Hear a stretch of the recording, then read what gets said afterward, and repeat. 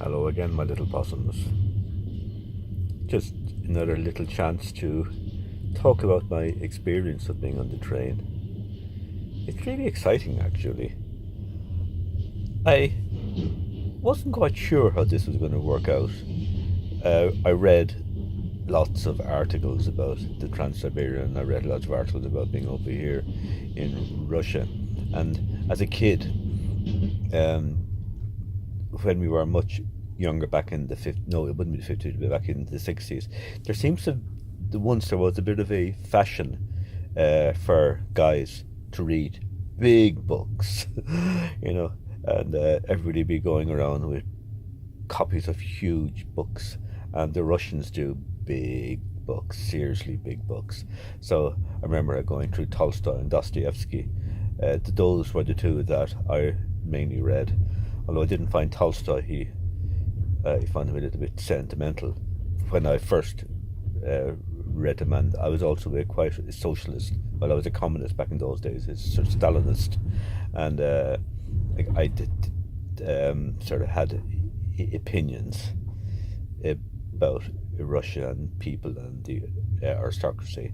I read Tolstoy again about a year ago when I knew I'd be coming over here, and it was like the book was completely a different book.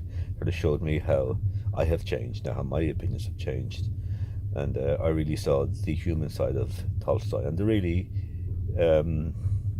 human side of him. How he was very deeply a human being. So that was all coloured my perceptions of what Russia might be like. And a couple of months ago, I read The Cancer Ward by Alexander Solzhenitsyn, and also One Day in the Life of Ivan Denisovich, which is an amazing, amazing book.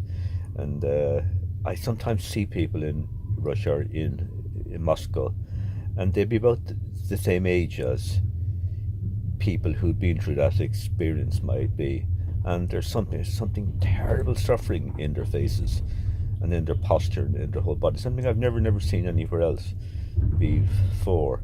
I've been to countries where there's been awful poverty and awful things have happened, and see people in an awful way, but some people I've seen here, and there's the look of suffering. It's really almost unbearable to watch.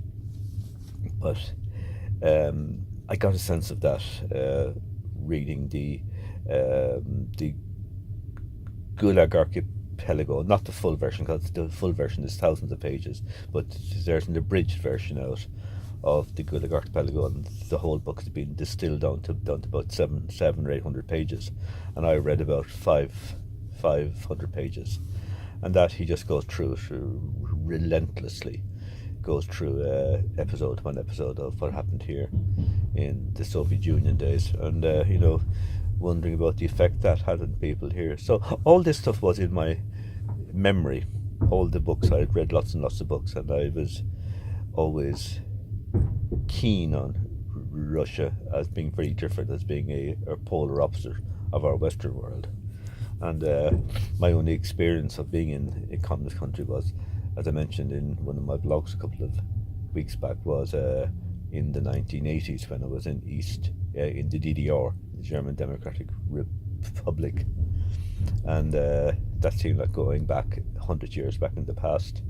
Well, not 100 years, but it was going back up almost a decade in the past. And here, it sort of feels a bit like that. Sometimes it seems old-fashioned and a bit stuck and a bit stale, but then there's other times it's hyper modern. Moscow was amazing, but anyway, I'm rambling. When you get to a certain age, you're prone to ramble.